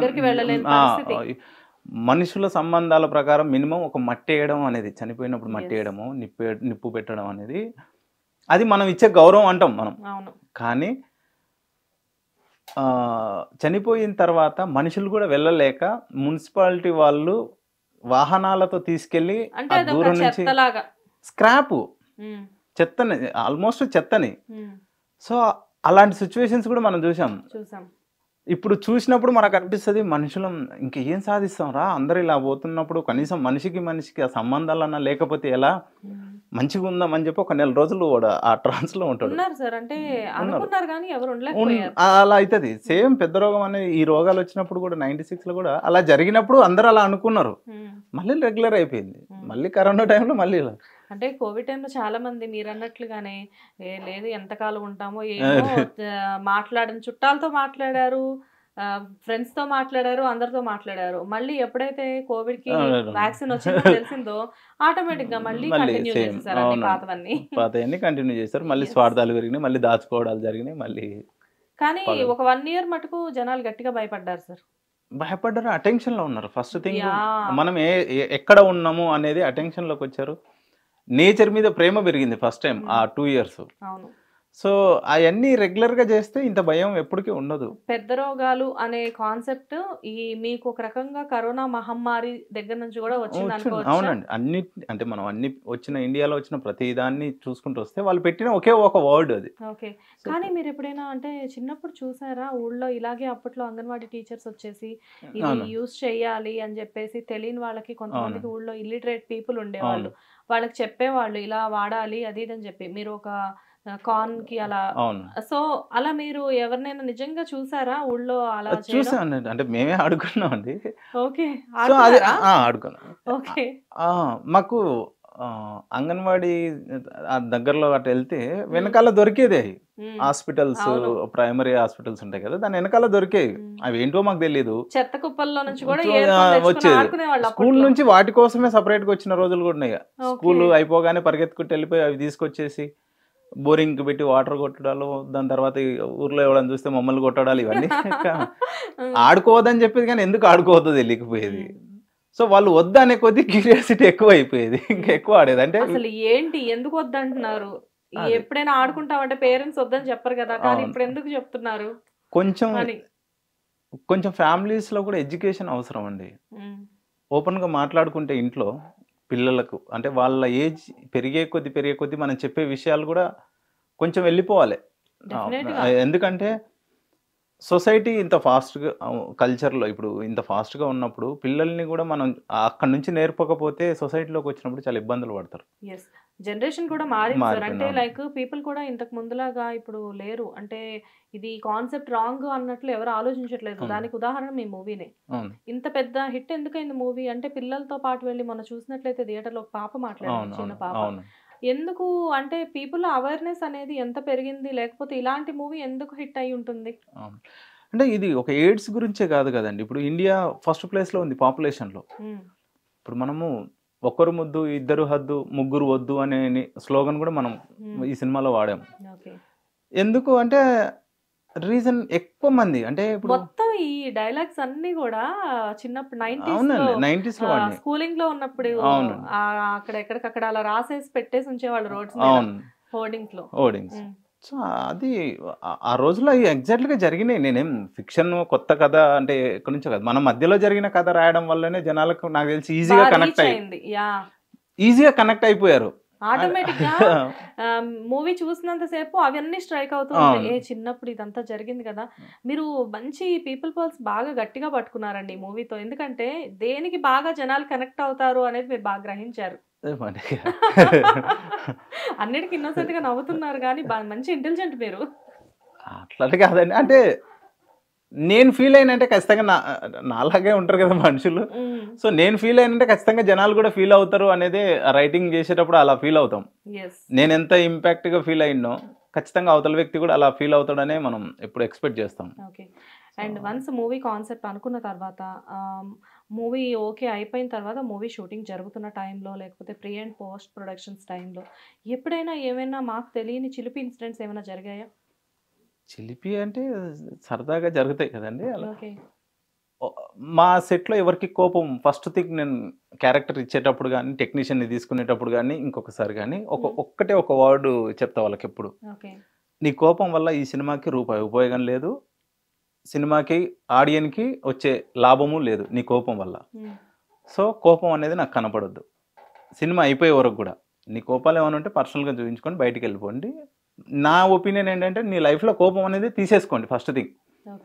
సో ఏదైనా డ్యామేజ్ జరిగింది, ఇప్పుడు ఒక ప్రాపర్టీ పగిలిపోయింది, ఇప్పుడు ఆ డైరెక్టర్కి నేను చెప్పింది ఏంది, నువ్వు వచ్చావు సెట్లో ఏదో చేస్తున్నావు, ఒక ప్రాపర్టీ ఎవడో పగలగొట్టాడు, నాకు అప్పుడు షార్ట్ పెడుతున్నాను నేను. సో పగలగొడితే వాడి మీద వచ్చి నువ్వు ఎగరకు అరవకు, ఆ అరిసే టైంలో ఆలోచించు ఆల్టర్నేట్ ఏం చేయగలనని. నువ్వు అరవడం వల్ల అది అతుక్కోదు. ఆల్టర్నేట్ ఆలోచిస్తే నువ్వు సేఫ్ ఉంటావు, వాడు సేఫ్ ఉంటాడు. నువ్వు తిట్టడం వల్ల వాడు నీ మీద కోపమే పెంచుకుంటాడు, నీ మీద ప్రేమేం రాదు. నువ్వు తిట్టకుండా వదిలే వాడికి నీ మీద చచ్చేంత వరకు గౌరవం ఉంటుంది. నా వల్ల ఆయన ఇబ్బంది పడ్డాడు పాపం, ఇప్పుడు పరిగెడుతున్నాడు అది తీసుకురావడానికి, ఆల్టర్నేట్ ఏమేమో చేస్తున్నాడు, నేను సరిగ్గా ఉంటే ఆయనకి ఇబ్బంది పెట్టేవాడిని కాదు, మా సార్కి ఇబ్బంది పెట్టేవాడిని కాదు, లేకపోతే ఆయనకి ఇబ్బంది పడేది కాదు అనేది ఫీలింగ్ వస్తుంది. సో ఏదైనా డ్యామేజ్ అయితే తిట్టే టైంని సాల్వ్ చేసుకోవడానికి వాడుకోండి ఆ టైంని. సో ఇది పర్టికులర్గా చెప్పి పెడతాను అనమాట. సో దానివల్ల సెట్ ఎప్పుడు అట్మాస్ఫియర్ ఎప్పుడు నవ్వుతూనే ఉంటారు ప్రతి ఒక్కరికి, అందరికి అదే చెప్తాను. సో నేను కెమెరామెన్నే కాబట్టి ఇంతకు ముందుకు నా camera team, lighting team, camera అసిస్టెంట్లు, జిమ్మి, డ్రోన్, వీళ్ళంతా ఆల్మోస్ట్ నాకు ఒక 6 years నుంచి తెలిసిన వాళ్ళే. సో నా అట్మాస్ఫియర్ అంతా వాళ్ళకి తెలుసు. సో ఒక 50% వాళ్ళు తెలిసిన వాళ్ళు ఉండడం, 50% కొత్తగా వచ్చిన వాళ్ళు, అందరికి ఇంకా ఈజీగా అదే అట్మాస్ఫియర్ అలవాటు అయ్యేది. సో అలాంటి టైంలోనే ఒకటి పెద్దది ఒకటి జరిగింది, అంటే కొడతానేమన్నాను, ఆకాష్ నన్ను కొడతాడనే ఫీలింగ్ వచ్చింది సడన్గా. నాకేంటిదంటే నేనే రాసుకోవడం నేనే తీసుకోవడం వల్ల నేను స్క్రిప్ట్ చేతిలో పట్టుకోను, నాకు డైరెక్ట్ ఉంటుంది కాబట్టి అవి ఏమి ఉండదు. నా అసిస్టెంట్ డైరెక్టర్లు వెనక ఫాలోఅప్ చేస్తారు కానీ నేను స్క్రిప్ట్ చూడండి. సో షార్ట్ చెప్పి ఆ డైలాగ్స్ చెప్పి షార్ట్ చెప్పి వచ్చి కూర్చొని వాళ్ళు యాక్ట్ చేసిన తర్వాత కట్ చెప్పి ఇంకా వెళ్ళిపోతుంటాం వేరే లొకేషన్కి. టైం వేస్ట్ చేయండి, నేను సెట్లో ఒక ఎవ్రీ సెకండ్ కౌంట్ చేస్తా, అంత క్యాల్కులేటెడ్గా ఉండదు. సో అయిపోగానే వెళ్ళిపోయినాం.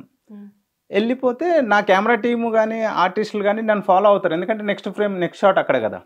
సో వాళ్ళు ఇంకా వచ్చేస్తారు అనమాట నా వెనకాల. నేను అలా వెళ్ళిపోయి కొండపైనకి వెళ్ళిపోయి అటు చూస్తూ ఉన్నాం. చూస్తుంటే ఆకాష్ వెనకాల వచ్చాడు. ఇలా చూశాను, చూస్తే ఆయాసం వస్తుంది అనమాట తనకి. కింద చూస్తే కెమెరా వాళ్ళందరూ వస్తున్నారు పైనకి కెమెరాలు తీసుకొని.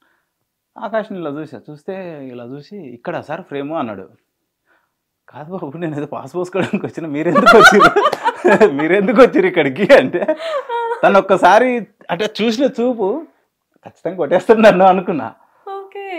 కానీ ఇట్లా కిందికి చూస్తే కెమెరా వాళ్ళు, జిమ్మి వాళ్ళు అందరు ఎత్తుకొని వస్తున్నారు పైనకి. ఇంకా అప్పుడు అతనికి అనిపించింది వాళ్ళే ఏమనుకోలేకపోతే నేనే ఉత్తిగా నడిచి వచ్చిన నాకెందుకు వస్తుంది కోపం అనుకున్నాడేమో. కింద కూర్చొని నవ్వి పడిపోయాడు. ఇక సరే ఈసారి ఎట్లా పోతే నాకు చెప్పి వెళ్ళండి, ఇలా సడన్గా వెళ్ళిపోకండి, మేము మిమ్మల్ని ఫాలో అవుతున్నాం బ్లైండ్గా అంటున్నాడు. చెప్తామండి. నేను యాక్చువల్గా డైరెక్షన్ డిపార్ట్మెంట్కి నెక్స్ట్ షాట్ చెప్పేసి నేను కాసేపు ఒంటరిగా నడుస్తాను, ఎందుకంటే నెక్స్ట్ సీన్కి వెళ్ళేటప్పుడు ఒక్కసారి రివైండ్ చేసుకుంటాం మొత్తం.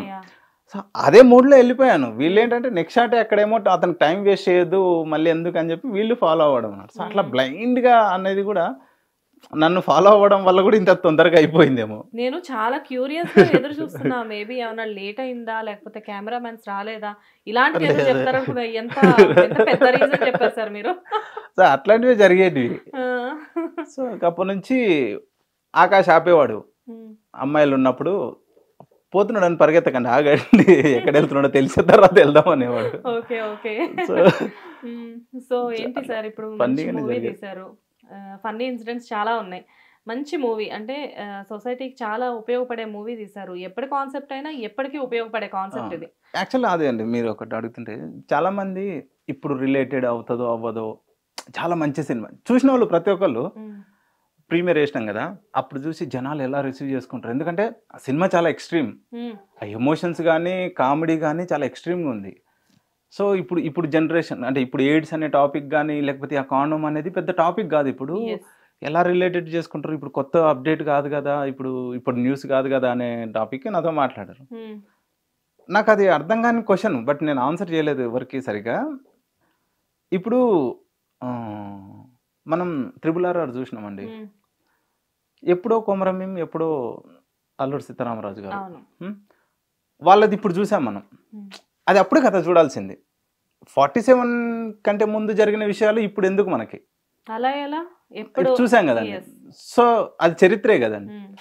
మనకు రెగ్యులర్గా మనం గొప్ప సినిమా చూసి అన్నమయ్య, మా గురుగారు తీసుకున్నాం అన్నమయ్య సినిమా, అన్నమయ్య ఎప్పుడో వ్యక్తి, సో ఇప్పుడు చూసాం.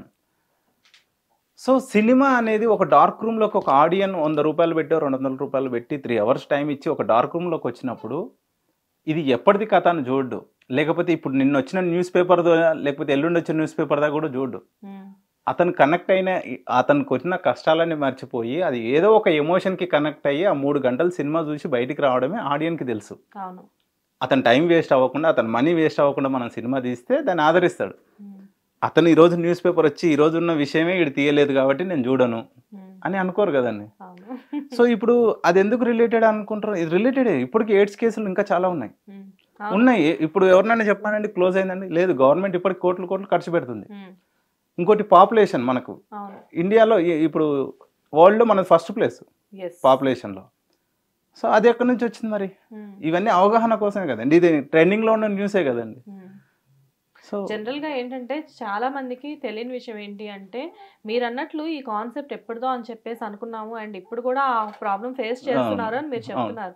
ఎస్, విలేజెస్లోకి వెళ్తే, ఇక్కడ సిటీలో అంటే ఇంత క్రౌడ్లో నెంబర్ ఆఫ్ పీపుల్ ఉంటారు కాబట్టి తెలియదు. కానీ వన్స్ మనం ఊళ్ళలోకి వెళ్ళి ఏ అంగన్వాడీ కేంద్రాల్లోనో లేకపోతే ఏ గవర్నమెంట్ హాస్పిటల్స్కో వెళ్ళి అడిగితే చాలా మంది ఉంటారు. అంటే బేర్ చేయలేని పీపుల్, ఇప్పుడు ప్రైవేట్ హాస్పిటల్స్కి వెళ్ళడానికి కొంతమంది బేర్ చేయలేని వాళ్ళు ఉంటారు కదా, వాళ్ళందరూ కూడా ఉచితంగా మందులు తీసుకోవడానికి గవర్నమెంట్ హాస్పిటల్కి ఇప్పుడు కూడా ఆ డిసీజ్ తో వస్తున్న వాళ్ళు ఉన్నారు ఎంతో మంది. ఎందుకంటే ఇప్పుడు ఈఎస్ఐ ఉంది కదండి, నేను సినిమా చేసినప్పుడు కూడా నేను రిపోర్ట్ ఈఎస్ఐ నుంచి తీసుకుంటే అక్కడ నంబర్ ఆఫ్ కేసెస్ ఉన్నాయి. ఓకే, నా ఫ్రెండ్ ఉన్నది అక్కడ డాక్టర్, తను అడిగా నిజంగా ఉన్నాయి కూడా దీని గురించి మీరు చాలా చేశాను. ఏదో ఒక కథ రాసుకున్నాను, చేశాను, తీసాను కాకుండా ఇంకా ఉందా, జరుగుతుందా, ఇంకా ఇలాంటి కేసెస్ రన్ అవుతున్నాయా అని చెప్పి కూడా మీరు తెలుసుకోవడానికి ప్రయత్నం చేశారు. అవునండి. 96లో ఇంకొకటి మనకి పొలిటికల్గా కూడా పెద్ద డ్యామేజ్ అండి అప్పుడు. ఎందుకంటే 96లో మనకి 96 నుంచి 98 వరకు 4 ప్రధానమంత్రులు మనకి. ఓకే. సో గవర్నమెంట్ కూడా ఏది నిలబడే పరిస్థితులు లేదు.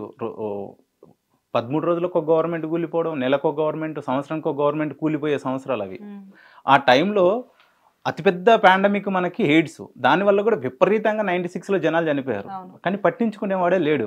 అలాంటి టైంలో వచ్చిన ఎంప్లాయే ఈ సర్కార్ నౌకరుడు. సో వీడు ఏదైనా చేద్దామంటే అదేమో రాంగ్ గా పోర్ట్రే అవుతుంది జనాలందరూ. ఇంట్లో ఈవెన్ వాళ్ళ వైఫ్ కూడా జాబ్ మానేసేమని చెప్పేసి చాలా గొడవ చేస్తూ ఉంటది. సో అందులోంచి వీడు ఎలా జాబ్ చేశాడు, అసలు ఏం ఎఫెక్ట్ అవుతుంది తీసుకున్న కాన్సెప్ట్. జనాలు హెచ్ఐవితో చనిపోవడానికి కూడా రెడీగానే ఉన్నారు, కానీ యూజ్ చేయడానికి మాత్రం చాలా ఇబ్బంది పడే పరిస్థితి. అవును. సో ఎప్పుడైతే మనం స్టార్ట్ చేసినప్పుడు కాండోమ్ అనే టాపిక్, ఎయిడ్స్ అనే టాపిక్ నుంచి స్టార్ట్ చేసి సినిమా అంతా ఎమోషనల్ డ్రైవ్ మీద వెళ్తుంది. ఒక కుటుంబాల ఎఫెక్ట్ ఎలా ఉంటుంది అనేది మనం సినిమాలో బాగా చూపించాం. మనం చాలా ఈజీగా చెప్తామండి.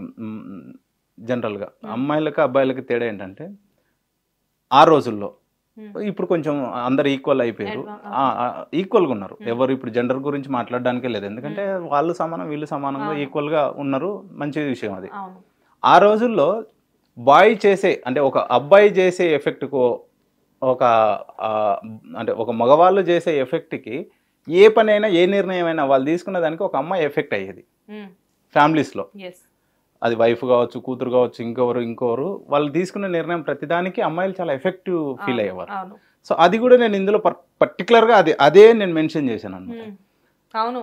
సో మీరు చాలా ఈజీగా నిర్ణయాలు తీసుకుంటున్నారు, మీరు ఈజీగా చాలా మీకు అనిపించిన కోరికలు మీరు తీసుకుంటున్నారు, లేదా మీరు తీసుకోవాల్సిన నిర్ణయాలు మీరు తీసుకుంటున్నారు, మీరు మూర్ఖంగా మాట్లాడగలుగుతున్నారు. దానివల్ల ఎఫెక్ట్ ఎవరు అవుతున్నారు అనే దానికి నేను రిఫ్లెక్ట్ చేసి చూపించాను. అప్పట్లో చాలా మంది వైఫ్స్ కూడా సఫర్ అయ్యారు, వాళ్ళకి పుట్టిన పిల్లలు సఫర్ అయ్యారు. అదే అంటున్నా అండి, పిల్లలు వైఫ్ ఎంత, ఒక ఆడవాళ్ళు పిల్లలు ఎలా సఫర్ అయ్యారు అనేది ఈ సినిమా అండి. మనం తీసుకున్నది కాండోమ్ అని ఇక్కడ నుంచి స్టార్ట్ అనేది టాపిక్ అట్ట వెళ్తుంది అని కాదండి, ఒక ఫ్యామిలీస్లో ఎలా డ్యామేజ్లు జరిగాయి దీనివల్ల. కానీ మీరు అనుకుంటున్నారు, కానీ సార్ అసలు మూవీలో ఎవరు కూడా ఇది ఒక హెచ్ఐవికి సంబంధించింది, ఇది ఒక కాండోమ్కి సంబంధించింది అన్న కాన్సెప్ట్ పీపుల్ ఎవరు ఇప్పుడు తీసుకోవట్లేదు. ఒకసారి ట్రైలర్ చూడగానే ఆటోమేటిక్గా ఎవరికైనా కానీ ఏమనిపించింది అంటే, అబ్బాయి ఇదేదో చూడాల్సిన సినిమానేరా అన్నట్టు ఉంది. అలానే వన్స్ మూవీ రిలీజ్ అయిన వెంటనే చాలా మందికి, మీరు కూడా చూసే ఉంటారు, అడ్వాన్స్ బుకింగ్స్ కూడా అయ్యాయి బాగా, అండ్ మూవీస్ కూడా ఫుల్ అయ్యాయి. ఎందుకు థియేటర్స్ ఫుల్ అయ్యాయి? మూవీకి ఎంత మంచి రీచ్ రాకపోతే ఇలా జరగదు కదా. పీపుల్లో అవేర్నెస్ బాగా పెరిగింది. అట్ ది సేమ్ టైం మీరు తీసిన మూవీని కూడా పీపుల్ అలాగే రిసీవ్ చేసుకున్నారు. అందుకే సినిమా ఇంత ఘన విజయం సాధించింది. సో ముందు ఎలాంటి ప్రాజెక్ట్స్ చేయాలనుకుంటున్నారు? ఇక తెలియదండి, ఇంకొక 10 days అయితే తప్ప. అంటే మోస్ట్లీ కమర్షియల్ చేస్తానండి, కానీ ఇలాంటిది ఏదో ఒక మళ్ళీ ఇలాంటి లైన్ అయితే ఉంటుంది లోపల, తప్పకుండా తీసుకొస్తారు. ఓకే, సోషల్ ఇష్యూస్ మీద అయితే కొంచెం అటు వెళ్తానండి. కొంచెం మీకు ఆ ఫీలింగ్ ఎక్కువ ఉంటుందా, సోషల్ అవేర్నెస్ జనాల్లో బాగా పెంచాలి? లేదండి, అంటే మనం చెప్తే వింటర్ అనేది అయితే మన మూర్ఖత్వము. ఎందుకంటే అది అందరికీ తెలుసు ఏది మంచి ఏది చెడు అనేది. సో వాళ్ళకు వాళ్ళు రియలైజ్ అయితే తప్ప మార్పు రాదు. సో మనం చెప్పినంత మాత్రాన అవుతుందని, లేకపోతే నేను చెప్పేది నీతి అని అనుకోలేము. ఎందుకంటే పంచతంత్ర కథలు సినిమా తీసినప్పుడు నేను ఒక లైన్ రాశానండి. మనకు పంచతంత్ర కథలు విష్ణు శర్మ గారు రాశారు. మనకు పూర్వం ఆయన ఒక ముని మహర్షి. ఆయన రాసినప్పుడు ఒక లైన్ రాసింది, అయ్యా విష్ణు శర్మ, నువ్వేమనుకొని ఆశ్రమాలు పెట్టావు. ఆయన ఆశ్రమాలు అంటే మనకు అప్పట్లో స్కూల్స్. అయ్యా విష్ణు శర్మ, నువ్వేమనుకొని ఆశ్రమాలు పెట్టావు. తెలివి తక్కువ మూర్ఖులు, దద్దమ్మలు, బుద్ధి లేని వాళ్ళని తీసుకొచ్చి నీ ఆశ్రమంలో పడేస్తే వాళ్ళని పరిపూర్ణమైన మనుషులుగా తీర్చిదిద్ది మళ్ళీ ఈ లోకానికి అందించేవాడు, ఈ సొసైటీకి అందించేటోడు.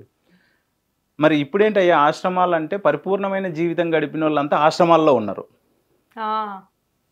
జనరల్ గా మీరు ఆశ్రమం అంటే నేను అటే వెళ్ళాను. సో ఇప్పుడు ఆశ్రమం అనే పదానికి కూడా మీనింగ్ మారిపోయింది. సో పరిపూర్ణమైన జీవితం గడిపిన వాళ్ళందరూ అంటే ఒక మంచిగా బతికిన వాళ్ళందరూ ఇప్పుడు అనాథాశ్రమాల్లో ఉన్నారు, పేరెంట్స్తో సహా అందరూ. సో నువ్వేమనుకుని ఆశ్రమాలు పెట్టావు, మళ్ళీ ఆశ్రమాలు పెట్టు. ఈ తెలివి తక్కువ మూర్ఖులందరిని తీసుకొచ్చి నీ దగ్గర పడేస్తాం. ఈసారి యానిమల్స్ని చూపించి మనుషులకు కథలు చెప్పకు, మనుషులను చూపించి యానిమల్స్కి చెప్పు, మిమ్మల్ని తలదాన్నే పాత్రలు మా దగ్గర ఉన్నాయని.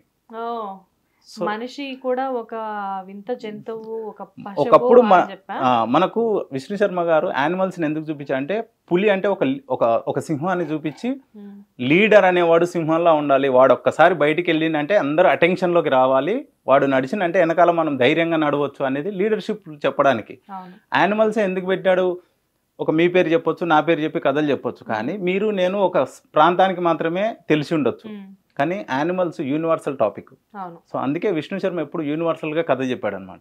ప్రపంచంలో పులి ఎక్కడున్నా పులే, నక్క ఎక్కడున్నా నక్కే. సో వాటి లక్షణాలు ఎక్కడ మారవు అనమాట. సో వాటిని చూపించి మనుషుల కథలు చెప్పిండు ఆ రోజుల్లో. ఇప్పుడు నువ్వు జంతువులను చూపించి మనుషులకు చెప్పకు, మనుషులను చూపించే జంతువులకు చెప్పు, మిమ్మల్ని మించిపోయినాం మేము ప్రతి దాంట్లోనూ. సో మళ్ళీ వచ్చి ఆశ్రమం పెట్టు, ఈ తెలివి తక్కువ మూర్ఖులందరిని తీసుకొచ్చి నీ దాంట్లో పడేస్తా, వాళ్ళకు మళ్ళీ మంచి చెడ్డలు చెప్పు, చెప్పడం మర్చిపోయినా అక్కడ ఒక సీట్ ఉంచి నేను కూడా వచ్చి జాయిన్ అవుతా. ఇన్ని చెప్తున్నా నేను మంచోని ఏం కాదు, నేను కూడా వచ్చి జాయిన్ అవుతా, నేను కూడా మూర్ఖుని. ఇలాంటి కాన్సెప్ట్స్ ఈ మధ్యన బాగా వినబడుతున్నాయి. ఒకప్పుడు ఊళ్ళల్లోకి జంతువులు వచ్చేవంట, ఇప్పుడు మనల్ని మించిన వాళ్ళు ఇక్కడ ఉన్నారని చెప్పేసి అవి రావడం మానేసినాయి అంట. మనం అగ్రికల్చర్ లో కూడా చూసుకుంటే అండి, రైతులది అంటే జనరల్గా మా నాన్న కానీ మా తాత కానీ ఒక మాట చెప్పేవాళ్ళు, చాలా సరదాగానే చెప్పేది కానీ చాలా పెద్ద థియరీ అది. మనం యానిమల్స్ని ఒక పంట పొలాల్లో ఉన్నప్పుడు యానిమల్స్ వచ్చి మన పంట పాడు చేస్తున్నాయని వాటిని తరిమి కొడతాం. సో అప్పుడు తరమడం వరకు ఓకే, కానీ చంపడం అనేది పాపం అనేది చెప్తుండే. మన పంట నాశనం చేస్తుంటే మనకు తరమడం ఏంది, తరిమేటప్పుడు క్రమంలో చనిపోతాయి కదా అనేది మనకుండే డౌట్. వాళ్ళు ఏమని చెప్తారంటే, నువ్వు ఊర్లో ఉన్నోడివి పెంచుకుంటూ నీ జనాభాను పెంచుకుంటూ అడవిలోకి వెళ్ళిపోతే అడవిలో ఉన్నాయి ఎక్కడికి వెళ్తాయి, అడవిలో ఉన్నాయి. ఆబ్వియస్లీ అడవిలో పక్షి కానీ జంతువు లక్షణం ఏంటి, సహజంగా దొరికేది ప్రతిదానికి తినే హక్కు దానికి ఉంది. సహజంగా నేచర్లో ఏది దొరికినా తినే హక్కు దానికి ఉంది. సో నువ్వు స్వార్థం పెరిగిపోయి దాన్ని స్వేచ్ఛను నువ్వు భంగం చేస్తున్నావు. సో తరిమి కొట్టడం వరకే నీ డ్యూటీ. ప్రొటెక్షన్ అనేది ప్రతి యానిమల్కి ఉన్న ఒక లక్షణం కాబట్టి నువ్వు చేసుకోవాలి, అంతవరకే తప్పితే చంపడం అనేది పాపం అనేది. సో జంతువులు వచ్చేసినాయి, మనం అటు వెళ్ళిపోతున్నాం, అది ఇటు వెళ్ళిపోతున్నాయి. ఓకే, నైస్ కాన్సెప్ట్ కదా. పెద్దవాళ్ళు ఏది చెప్పినా కానీ దాని వెనకాల పెద్ద మెసేజ్ అనేది తప్పకుండా ఉంటుంది. థియరీ అది ఇంకా మనకు అర్థం కాదు, అది అర్థం చేసుకునే వయసు రాదు. అండ్ మీ మూవీ చూసిన తర్వాత, వన్స్ రిలీజ్ అయిన తర్వాత, ఇందాక రాఘవేంద్రరావు గారి గురించి మాట్లాడుకున్నాం, సునీత గారు ఏమన్నారు? మేడం సునీత గారు చాలా ఎక్స్ట్రీమ్ గా క్లైమాక్స్ చాలా పెద్ద క్రిటిక్. అవునండి. ఏది ఒక పట్టాన ఆవిడకి నచ్చదు. తన్ని ఒప్పించామంటే మనకు అందులో నేను అదే చెప్తున్నాను, నాకు చిన్న సజెషన్ కూడా ఇవ్వకుండా సినిమా అయిపోయిందంటే నేను అంత బాగా చెప్పానేమో అని ఒక్కొక్కసారి అనిపిస్తాను అనమాట. నాకు రాఘవేంద్రరావు గారిది సునీత గారికి ఇద్దరికీ నరేషన్ ఇచ్చిన టైం ఉంటుంది కదండి, అవి చెప్పినప్పుడు ఓకే, నేను అంటే సినిమాటోగ్రాఫర్గానే కాదు కథ కూడా బాగా చెప్పగలను అనే కాన్ఫిడెంట్ అప్పుడే వచ్చింది వాళ్ళకి చెప్పినప్పుడే.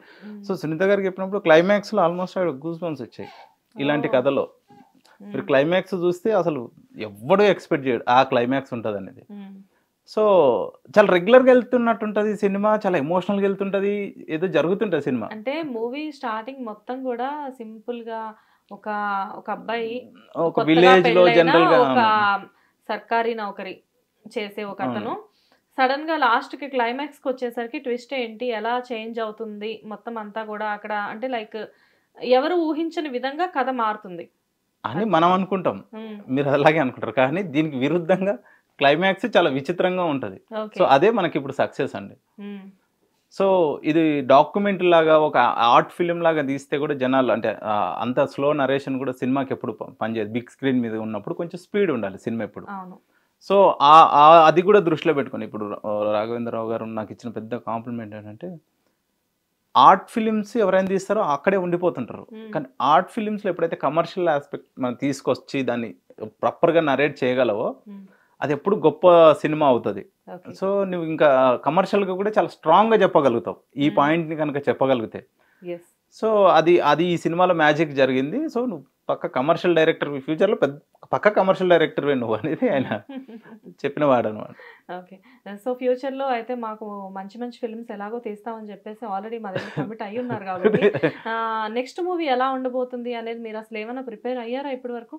లేదండి. ఓకే, ఎప్పుడైనా మీ డ్రీమ్ కాన్సెప్ట్ ఏదైనా ఉందా, నేను ఫ్యూచర్లో ఇలాంటి ఒక మూవీ, అంటే అది క్లాసిక్స్ పాత మూవీస్ ఏమైనా అవ్వచ్చు, లేకపోతే ప్రతి డైరెక్టర్కి మనసులో ఒక ఉంటుంది ఏదో ఒకటి, నేను ఎప్పటికైనా కానీ ఇలాంటి మూవీ తీయాలి అని చెప్పేసి. అంటే మనకు పెరిగే కొద్దీ మన కోరికలు కూడా మారిపోతూ ఉన్నాయండి. ఒకప్పుడు నేను కాలేజీలో జాయిన్ అయినప్పుడు, ఫోటోగ్రాఫర్గా కాలేజీలో జాయిన్ అయినప్పుడు బెన్హర్ సినిమా చూసి నేను పిచ్చోని అయిపోయేది. తీస్తే అట్లాంటి తీయాలనేది. సో ఎప్పుడైతే రాజమౌళి గారు మన తెలుగులో కూడా ఆ స్టాండర్డ్స్ని మనకి ఎప్పుడైతే చూపించిండో, సో ప్రతి ఒక్కరు లైబ్రరీ ఇప్పుడు మనకి. సో వాళ్ళని చూసి నేర్చుకుంటూ మనకు వచ్చిన టైంని వాడుకుంటూ వెళ్ళిపోవడమే ఇంకా. సో ఎందుకంటే ప్రతిదీ క్లాసిక్లే తీస్తున్నారు ఇప్పుడు. సుకుమార్ గారు కానివ్వండి, రాజమౌళి గారు కానివ్వండి. సో బట్ ఎవరెన్ని తీసినా మీకని ఒక ఓన్ మార్క్ ఉంటుంది. నేను డెఫినెట్ గా రాజమౌళి గారు ఇండస్ట్రీకి వచ్చిన కొత్తలోనే ఆయన ఎప్పటికైనా ఫ్యూచర్ లో ఆయన లాస్ట్ మూవీ ఏంటి అనేది చెప్పేశారు. అలా నేను మీకు ఒక కాన్సెప్ట్ ఉంటుంది కదా, ఎందుకంటే ఆయన మధ్యలో ఎన్నో మూవీస్ చేశారు, ఎంతో ట్రావెల్ చేశారు, కానీ ఆయన ఫస్ట్ ఏదైతే అనుకున్నారో అది ఇప్పటి వరకు ఆ ఒపీనియన్ చేంజ్ అవ్వలేదు.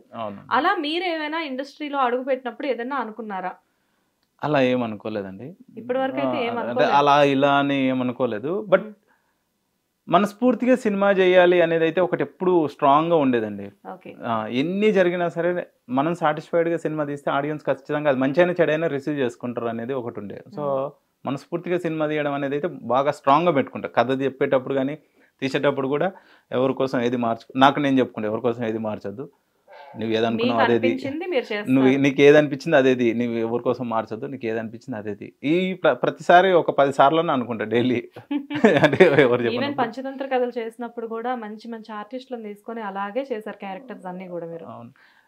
యాక్చువల్లీ నాకు ఫార్మర్స్ మీద ఒక కమర్షియల్ ఆస్పెక్ట్లో ఒకటి చెప్పాలనేది ఒక ఐడియా, అది ఎప్పటి నుంచో ఒకటి ఉందండి. అది ఎప్పుడైతుందో కానీ అది ఒక ఐడియా ఉంది. డెఫినెట్గా ఇంప్లిమెంట్ అయితే చేస్తాను, ఖచ్చితంగా చేస్తాను. అది ఎందుకో అంటే మరి మేము అగ్రికల్చర్ నుంచి రావడం, మా ఫ్యామిలీ అంతా ఫార్మర్స్ అవ్వడం వల్ల. అవునండి. సో దానివల్లనేమో ఆ ఇంపాక్ట్ ఉంది బ్రెయిన్లో.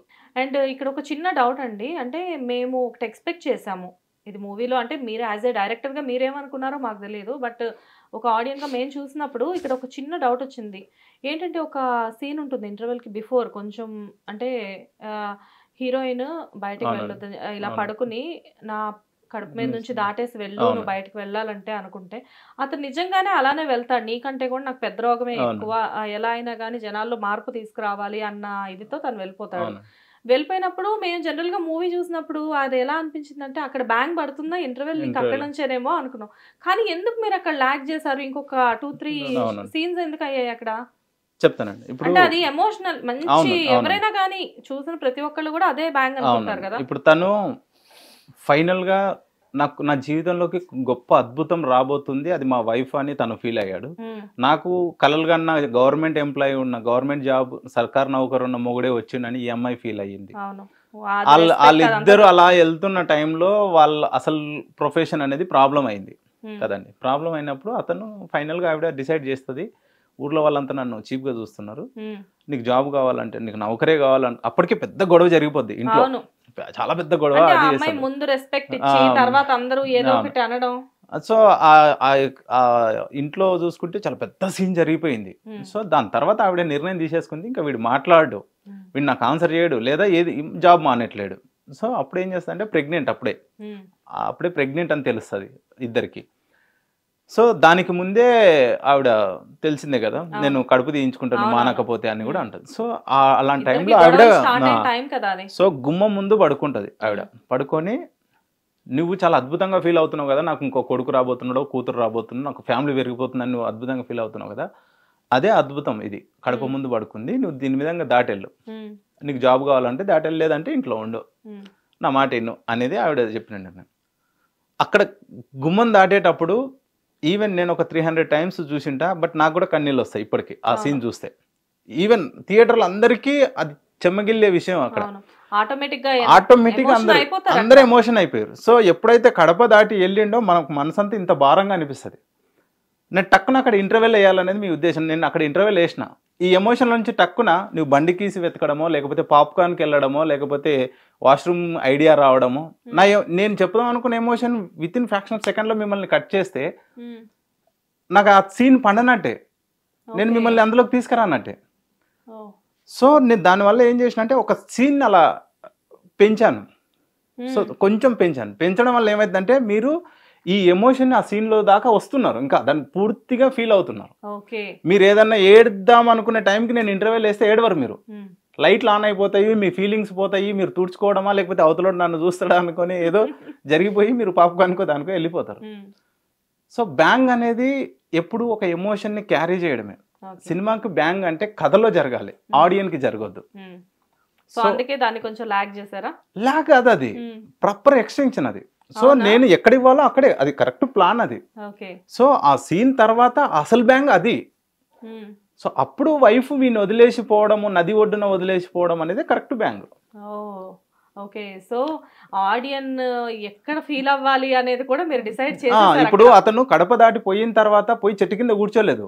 మండల ఆఫీస్కి వెళ్ళిన తర్వాత అతను నువ్వు జాబ్ మానేయని ఫ్రెండ్ చెప్తుంటాడు, అరే అట్లా దాటొచ్చినావు, నువ్వు ఏం మనిషిరా, నువ్వు జాబ్ మానేస్తానని చెప్పు, వాళ్ళకి ఈ రోజుతో తేలిపోవాలని చెప్పి ఫ్రెండ్ తీసుకొస్తాడు.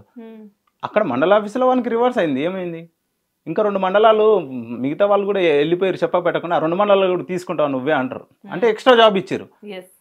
అక్కడ ఎక్స్ట్రా జాబ్ను కూడా యాక్సెప్ట్ చేసి తను ఇంటికి వచ్చేటప్పటికి వైఫ్ నది ఒడ్డున వెళ్ళిపోవడానికి రెడీగా ఉంది. సో అది అసలు బ్యాంగ్. ఓకే. అండ్ ఫైనల్లీ మంచి మూవీ తీశారు, మంచి కాన్సెప్ట్తో. ఇక్కడ గవర్నమెంట్ని కూడా అంటే లైక్ ఇప్పుడు గవర్నమెంట్ ఆఫీసర్స్ కానీ డాక్టర్స్ కానీ ఇలాంటి వాళ్ళ దగ్గర నుంచి ఏమైనా అంటే మీరు వాళ్ళకి చూపించడం కానివ్వండి, అవునండి చూపిస్తున్నాం అండి. చూపిస్తున్నారా? ఆ ఐడియా కూడా ఉందండి. హెల్త్ డిపార్ట్మెంట్కి సంబంధించింది ఒకటి మాట్లాడుతున్నారు, వాళ్ళకు షో చేస్తున్నాము. అండ్ ఆశా వర్కర్లు ఉన్నారు కదండి, వాళ్ళకు కూడా షో చేస్తున్నాం. కొంత ఐఏఎస్ ఆఫీసర్లతో కూడా మాట్లాడారు, సో వాళ్ళకు కూడా షో చేయడం. Okay. So almost government officers ని ఈవెన్ ఆశా వర్కర్స్ ని అందరిని ఇన్వాల్వ్ అందరికీ కూడా చూపిద్దాం అనేది మా ఉద్దేశం. మంచి ఉద్దేశంతో తీసిన సినిమా కదండి. ఎవరైనా థియేటర్ వరకు అంటే లైక్ మూవీని చూడాలి అని అనుకోని వాళ్ళకి కూడా మంచి కాన్సెప్ట్ కాబట్టి ప్రతి ఒక్కళ్ళలోకి తీసుకెళ్దామని అనుకుంటున్నారు. అవునండి. అంటే వాళ్ళు చేసిన, నేను అంటే ఆశా వర్కర్లో ఒకరికి చూపించానండి సినిమా. సో వాళ్ళు అలా బయటకు వచ్చి ఆవిడ ఇలా నా చేతులు పట్టుకొని, అంటే మేము ఎవరికి చెప్పుకోవాలో తెలియదు నిజంగా, అవి మా బాధలు అవి మేము చాలా జెన్యున్గా ఎక్స్ప్లెయిన్ చేద్దాం అనుకుంటే మమ్మల్ని నిజంగా బూతులాగా చూసిన రోజులు కూడా ఉన్నాయి. సో మేము ఇంటికి వెళ్ళి కాండోమ్సో లేకపోతే అమ్మ మీకు ఇంజెక్షన్సో లేకపోతే మీరు టెస్ట్లకు రమ్మని మేము వెళ్ళినప్పుడు వాళ్ళు ఏంటి వీళ్ళు ఎప్పుడు వచ్చినా వేరే ఏదో బ్యాడ్ డే మాట్లాడతారు కానీ గుడ్ మాట్లాడరు అన్నట్టు, అది దాన్ని ఒక బ్యాడ్ సంకేతంగా తీసుకున్నాం. వాళ్ళేదో పొలం పనులకు అడవిడిగా ఉన్నప్పుడు రండి చెకప్లు చేయించుకోవాలి లేకపోతే ఇది పెట్టుకోండి అంటే ఏంట్రా మీరు, మీకేం వేరే పని లేదా అన్నట్టు.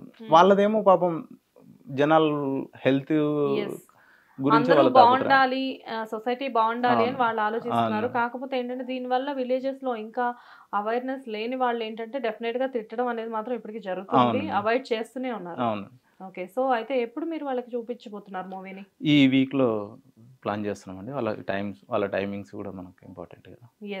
సో వాళ్ళు మాట్లాడాము, సో వాళ్ళకి ఒకసారి వేసి దాన్ని పబ్లిసిటీ చేసుకోవాలని అయితే కాదండి, జెన్యున్ గా వాళ్ళకి చూపించాలని. ఎందుకంటే నాకు ఆశా వర్కర్ ఆమె ఉంది కదా, ఆ మేడం నన్ను పట్టుకొని మాట్లాడిన మాటలు అది నేను చెప్పాను సార్కి, సార్ ఇలా ఎందుకు అనిపిస్తుంది సార్, వాళ్ళది ఈ సినిమా వాళ్ళకి చూపిద్దాం అనిపిస్తుంది అంటే ఓకే ఇంకేం కావాలో చేసుకోండి. ఆయన ఫస్ట్ రోజు ఏమంటున్నాడు, ఇప్పుడు అదేమాట మంచి అంటే ఆయన నమ్మి ఇంత పెద్ద బాధ్యత మీ చేతిలో పెట్టినందుకు ఆయనకి అంతే రెస్పాన్సిబుల్ గా మంచి మూవీ అందించారు మీరు.